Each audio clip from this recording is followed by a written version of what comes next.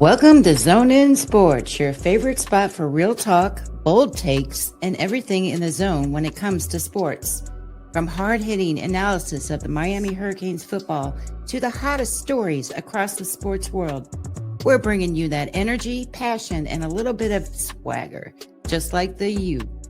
So whether you're tailgating in the Coral Gables or arguing in the group chats or just vibing in your way to work, buckle up.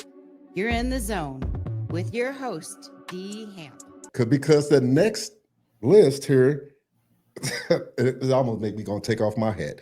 But article by Andy Staples ranking the top ACC quarterbacks ahead of the 2025 season. Now, this list here, look, I don't even get rattled a lot when I read some articles. But I ain't seen the list, so I can't wait to hear this shit. But this one here, I'm just going to read the list. Number one, starting off, Cade, Klubnik, Clemson. And then I'll go into the numbers. I'm just going to read the list. Number two, Darian Mensah, Duke. Number three, Carson Beck, Miami. Number four, Kevin Jennings, SMU. Number five, Haynes King, Georgia Tech. Number six, CJ Bailey, North Carolina State. Number seven, Gio Lopez, North Carolina. Number eight, Eli Holstein, Pittsburgh. Number nine, Kyron Drones, Virginia Tech. And number 10, which we don't even know if he's going to win a job or not, Steve Angeli from Syracuse, transfer from Notre Dame. Lord have mercy. I'll tell you what. Haynes King ain't getting no respect. Who is the dude from Duke? I haven't seen he transferred from Tulane. I don't want to knock him. I haven't seen him play a lot. He was really good at Tulane. I ain't gonna lie. Yeah. But you at Duke now. And I guess you could say the same thing about Beck. But Beck was at Georgia. He played in the power. Right. Beck, if you're gonna go off of that, Beck played at the SEC powerhouse, won an SEC title. Haynes King ain't getting enough respect. I think the boy from Virginia Tech, if he want to, and if he gets protection, he could be nice. He showed in that Virginia Tech when they played Miami last year how nice he was. They say he might not. I've been reading reports he might not even win a job. Kyron Drones? I'm shocked on that. Yeah, I think he in a little quarterback battle. What's up, Orange and Green? Right on. Same here, man. I'm just that's their list. Whatever, man. I'm Dwayne. I'm over it, man. I'm over it. I'm just like, you know what? I'm over the pocket watching.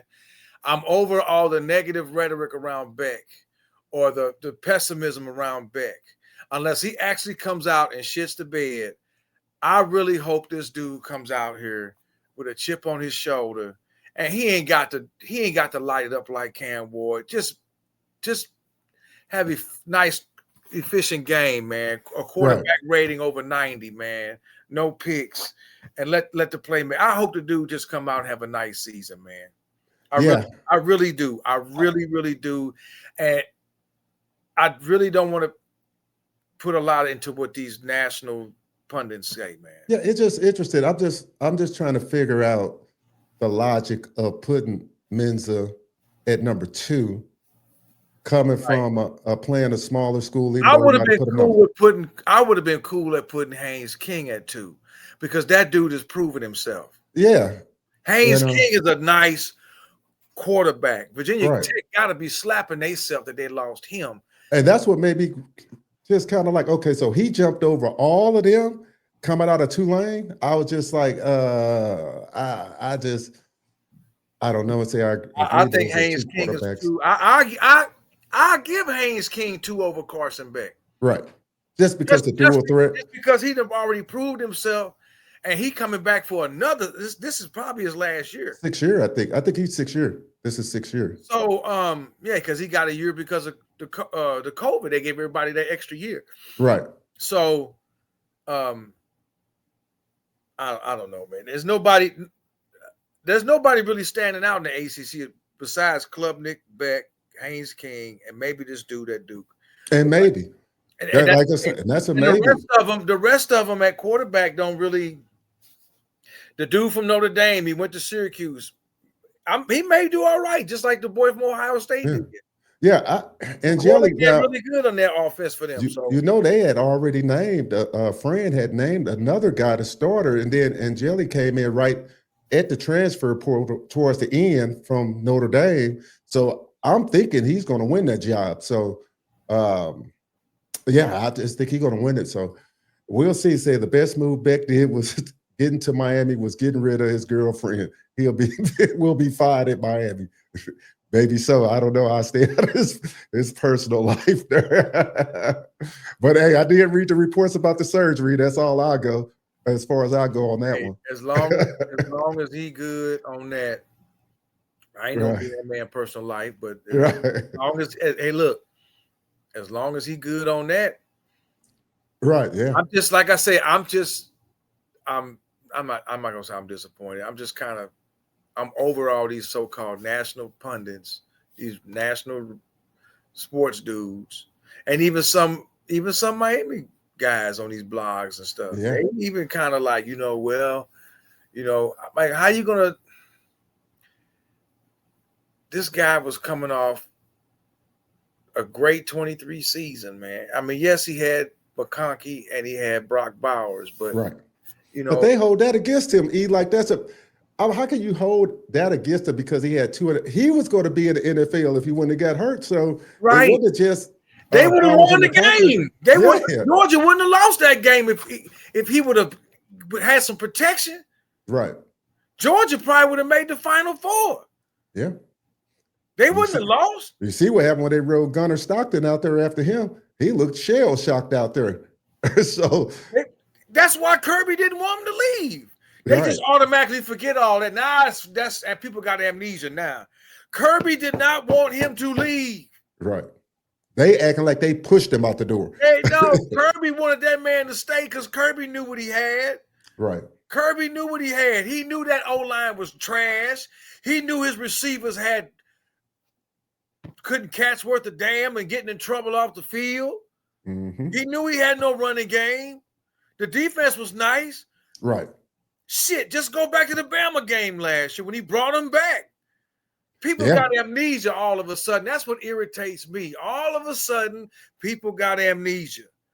Mm-hmm. And now all of a sudden, because he got hurt, it's his fault he got hurt, and he ain't going to be the same. And why can't he be the same? He got hurt. He healed. Okay. Now what?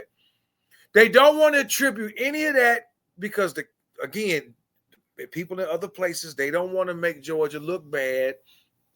They're not going to come out and say, well, Kirby didn't have the best O-line out there. A lot of the guys off that 23 team in the NFL. Again, for the umpteenth time, if your goddamn receivers don't catch, what good are you going to do? Right. Of course he had to press. I got to press because I got to run for my life because I don't have a wall in front of me. Yeah. The same thing Cam Ward had to do at Washington State. Yeah. What cleaned up for him when he got to Miami? He didn't have to press. He didn't have to run everywhere all the time. Right. He didn't fumble the ball a lot, a couple of times. Right. But not like he did at Washington State because he had to run for his damn life. If you can't sit in the pocket and make your reads, that you constantly got to run and your running game is average at best, and that's at best. That means everything is on the quarterback's shoulders. And when you do well, they praise you. When you ain't doing well, then they dump all on you. So I'm really hoping that Carson can get out there, and I hope this O-line is what they say it is, which I think it will be. I think it will be. And they're gonna be just as good as last year. They won't be no drop off from last year because the center that came in from he come from TCU. Yeah. That's replaced the boy that graduated is just as good as the guy. I think he was all Big 12 or something. All Big 12. So there's no drop off on the line. Yeah. There won't be no drop off in the running game. There won't be no drop off in tight end. They keep talking about, well, Arroyo left. Man, Lofton is the truth. And then they got the other dude too. Right. Like I said, I digress. Camp is around the corner. 2 weeks.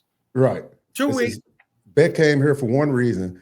Win and win big. Win a natty and go number 1 overall.